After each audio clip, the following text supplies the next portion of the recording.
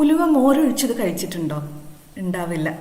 കഴിഞ്ഞ ആഴ്ച ഞാനൊരു ഉലുവ കറി അപ്ലോഡ് ചെയ്തില്ലേ, അതിൽ നിന്നാണ് ഉലുവ മോരൊഴിച്ചതിൻ്റെ ഐഡിയ എനിക്ക് കിട്ടുന്നത്. ഉലുവ കറിയിലും ഞാൻ എൻ്റെതായിട്ടുള്ള മാറ്റങ്ങൾ വരുത്തിയിട്ടുണ്ടായിരുന്നു കേട്ടോ. മാത്രമല്ല, ഇന്ന് നമ്മൾ കാണാൻ പോകുന്ന ഉലുവ മോരൊഴിച്ചതിൽ സാധാരണ മോരുകറിയേക്കാൾ കുറച്ച് വ്യത്യാസങ്ങളും ഉണ്ട് കേട്ടോ. അതുകൊണ്ട് സ്കിപ്പ് ചെയ്യാതെ എല്ലാവരും അവസാനം വരെ കാണണേ. നമസ്തേ, ഞാൻ ധന്യ, ഇത് വെച്ച് കേരള. എല്ലാ പുതിയ സബ്സ്ക്രൈബേഴ്സിനും വെൽക്കം. അപ്പം നമുക്ക് ഉലുവ മോരൊഴിച്ചത് എങ്ങനെയാണ് ഉണ്ടാക്കുന്നതെന്ന് കാണാം. ഈ ഒരു കറിയിലേക്ക് ഞാൻ എടുത്തിട്ടുള്ളത് 3 ടേബിൾ സ്പൂൺ ഉലുവയാണ്. ഇതൊരു 3-4 പേർക്കുള്ള കറിയാണ് ഞാൻ ഉണ്ടാക്കുന്നത്. പേടിക്കണ്ട കേട്ടോ, ഉലുവയുടെ കയ്പൊന്നും അറിയില്ല. അപ്പം നമുക്ക് നേരെ കുക്കിങ്ങിലേക്ക് കിടക്കാം. ഒരു പാൻ മീഡിയം ഫ്ലെയിമിൽ വെച്ചിട്ടുണ്ട്. അതിലേക്ക് 1.5 ടേബിൾ സ്പൂൺ വെജിറ്റബിൾ ഓയിൽ ഒഴിച്ചു കൊടുക്കാം. ഞാനിവിടെ വെളിച്ചെണ്ണയാണ് ഉപയോഗിക്കുന്നത്. എണ്ണ ഒരു മീഡിയം ഹോട്ട് ആവുമ്പോൾ നമ്മളിതിലേക്ക് എടുത്തു വെച്ച ഉലുവ ചേർക്കുകയാണ്. ചേർത്തിട്ട് അതൊരു ഗോൾഡൻ ബ്രൗൺ നിറം ആവുന്നത് വരെ നമുക്ക് ഓയിൽ ഫ്രൈ ചെയ്യാം. ഉലുവ കരിയാതെ ശ്രദ്ധിക്കണം കേട്ടോ, കറിക്ക് ഒരു കയ്പ് രുചി വരും. ഇതായിപ്പോൾ ഉലുവ ഒരു ഗോൾഡൻ ബ്രൗൺ നിറമായിട്ടുണ്ട്, ഒന്ന് പൊട്ടിത്തെറിക്കാനും തുടങ്ങിയിട്ടുണ്ട്. ഇപ്പോൾ നമുക്ക് അടുത്ത ഇൻഗ്രീഡിയൻറ്റ് ഇതിലേക്ക് ചേർക്കാം.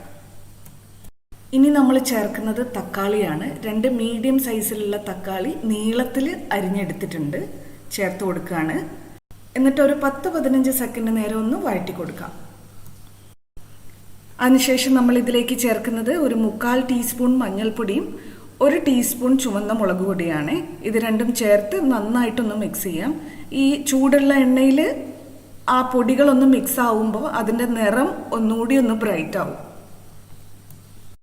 അടുത്തതായി നമ്മൾ ചേർക്കുന്നത് കംപ്ലീറ്റ്ലി ഓപ്ഷണൽ ആയിട്ടുള്ള ഒരു ഇൻഗ്രീഡിയൻ്റ് ആണ്, നമ്മളെ വെള്ളരിക്ക ഇതിലേക്ക് ചേർക്കുമ്പോൾ നിങ്ങൾ വിചാരിക്കും എന്നാൽ പിന്നെ ഇത് വെള്ളരിക്ക മോര് കറിയല്ലേ എന്ന്. അല്ല കേട്ടോ, വെള്ളരിക്ക ഇല്ലാതെയും ഈ കറി ഉണ്ടാക്കാം. വെറും തക്കാളിയും ഉലുവയും വെച്ചിട്ടും ഈ കറി ഉണ്ടാക്കാം. എനിക്ക് കറിയിൽ എന്തെങ്കിലും കഷ്ണങ്ങൾ കിടന്നിട്ടില്ലെങ്കിൽ ഒരു രസമില്ലാത്ത മാതിരി തോന്നും. അതുകൊണ്ട് മാത്രമാണ് ഇത് ഞാൻ ചേർക്കുന്നത്. പച്ചക്കറികളുടെ ലെവലിനനുസരിച്ച് വെള്ളം കൂടി ഒഴിച്ചു കൊടുത്തിട്ട് ഒന്ന് മിക്സ് ചെയ്തിട്ട് അടച്ചു വെച്ച് വേവിക്കാം. വെള്ളരിക്കയിൽ നിന്നും വെള്ളം ഇറങ്ങി വരും, അതും കൂടി കണക്കിലെടുത്തിട്ട് വേണം വെള്ളം ഒഴിക്കാൻ കേട്ടോ. കഷ്ണങ്ങൾ ഏകദേശം പകുതി വേവാകുമ്പോൾ അതിലേക്ക് നമ്മൾ ഉപ്പും കൂടെ ചേർത്ത് കൊടുക്കുകയാണ്. കണ്ടില്ലേ, ഇപ്പം വെള്ളരിക്കയിൽ നിന്നും വെള്ളം ഇറങ്ങിയിട്ടുണ്ട്. വീണ്ടും അടച്ചു വെച്ച് വേവിക്കാം, ഉലുവയും മറ്റു കഷ്ണങ്ങളും വേവുന്നത് വരെ. ഇതായിപ്പോൾ ഒരു 3-3.5 മിനിറ്റ് കഴിഞ്ഞപ്പോൾ ഞാൻ അടപ്പ് തുറന്നിട്ടുണ്ട്. വെള്ളരിക്ക കഷ്ണങ്ങൾ വെന്തിട്ടുണ്ട്. ഉലുവ കയ്യിലെടുത്ത് പ്രസ് ചെയ്യുമ്പോൾ അതിൻ്റെ തോലങ്ങ് മാറിപ്പോകുന്നുണ്ട്, ഉള്ളിലുള്ള ഭാഗം ഉടഞ്ഞു കിട്ടുന്നുണ്ട്. അപ്പോൾ ഇനി നമുക്ക് അടുത്ത പ്രോസസ്സിലോട്ട് പോവാം. ഇനി ഈ മോരുകറിയിലേക്ക് നമുക്ക് തേങ്ങ അരപ്പ് വേണ്ടേ? അതിലേക്കായിട്ട് നമുക്ക് വേണ്ടത് ഒരു 1/4 കപ്പ് ചിരകിയ തേങ്ങ, ഒരു ചെറിയ കഷ്ണം ഇഞ്ചി, 1/2 ടീസ്പൂൺ ജീരകം, 1/2 ടീസ്പൂൺ തന്നെ കുരുമുളക് മുഴുവനായിട്ടുള്ളത്. ഇത്രയും കൂടെ നന്നായിട്ട് നല്ല സ്മൂത്ത് പേസ്റ്റ് ആക്കി എടുക്കണം. ഇതേപോലെ നല്ല മയത്തിൽ അരച്ചെടുത്തിട്ട് നേരിട്ട് തന്നെ കറിയിലേക്ക് ചേർത്ത് കൊടുക്കാം. ഈ സമയത്ത് തന്നെ ചൂടുവെള്ളം ഒഴിച്ച് ഈ കറിയുടെ കൺസിസ്റ്റൻസി അഡ്ജസ്റ്റ് ചെയ്യാം. ഒരുപാടങ്ങ് ലൂസാക്കല്ലേ കേട്ടോ, കാരണം ഇതിലേക്ക് മോരും കൂടെ നമ്മൾ ചേർക്കുന്നുണ്ട്. തേങ്ങ ചേർത്തിട്ട് ഒന്ന് നന്നായിട്ട് ഇളക്കി യോജിപ്പിക്കാം. തേങ്ങ ചേർത്ത് കഴിഞ്ഞിട്ട് ഒന്ന് ചെറുതായിട്ടൊന്ന് തിളപ്പിക്കാം, ഒരുപാടങ്ങ് വെട്ടി തിളപ്പിക്കല്ലേ കേട്ടോ.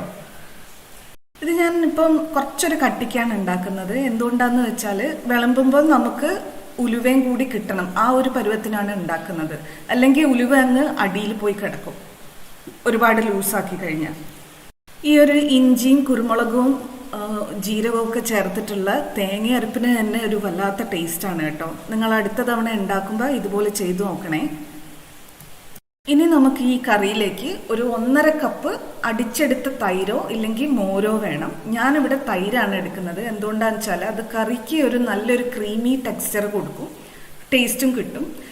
അപ്പോൾ ഞാൻ തൈരാണ് എടുക്കുന്നത്. നിങ്ങൾക്ക് വേണമെങ്കിൽ മോരെടുക്കാം. ഏതെടുത്താലും ഒരു മൈൽഡ് പുളിയേ പാടുള്ളൂ കേട്ടോ, ഒരുപാട് പുളിയുള്ളത് എടുക്കല്ലേ. ഇതപ്പോൾ നമ്മൾ ചേർത്ത തേങ്ങയ്ക്കും നല്ല മഞ്ഞ നിറം പിടിച്ചിട്ടുണ്ട്. തൈര് ഒഴിച്ചു കൊടുത്തതിന് ശേഷം ഉടനെ തന്നെ ഫ്ലെയിം സ്വിച്ച് ഓഫ് ചെയ്യാം. ആ കറിയുടെയും പാത്രത്തിൻ്റെയും ചൂട് മതി തൈരും കൂടെ ഒന്ന് പാകാവാൻ. ഈ ഒരു പാകത്തിനാണ്, ഇത്രയും തിക്നെസ്സിലാണ് ഞാൻ കറി ഉണ്ടാക്കുന്നത്. ഒരു ക്രീമി ടെക്സ്ചറും കിട്ടിയിട്ടുണ്ട് അതിന്. ഇനി നമുക്ക് ഇതിലേക്ക് ഒരു നല്ലൊരു താളിപ്പും കൂടെ കൊടുക്കാം. ഒരു പാൻ അടുപ്പത്ത് മീഡിയം ഫ്ലെയിമിൽ വെച്ചിട്ടുണ്ട്. 1.5 ടീസ്പൂൺ വെജിറ്റബിൾ ഓയിൽ ഒഴിച്ചു കൊടുക്കാം. ഞാൻ വെളിച്ചെണ്ണയാണ് എടുത്തിട്ടുള്ളത്. എണ്ണ ചൂടാകുമ്പോൾ അതിലേക്ക് 1 ടീസ്പൂൺ കടുകും 1/4 ടീസ്പൂൺ ഉലുവയും ചേർത്ത് കൊടുക്കാം. ഉലുവ ചേർത്ത് താളിക്കുന്നതിൻ്റെ ഒരു ടേസ്റ്റും മണവും ഒന്നും വേറെ തന്നെയാണ് അല്ലേ.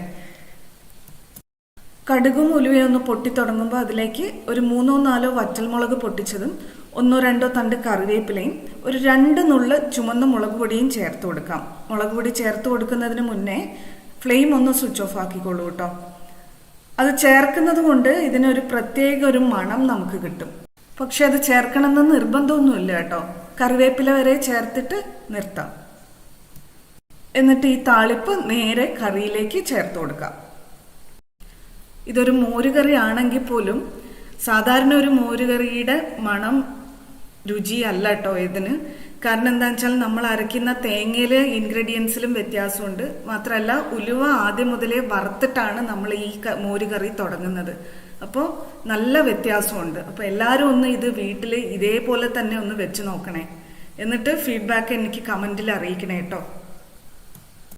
അപ്പോൾ thank you for watching. Dhanya from veg Kerala.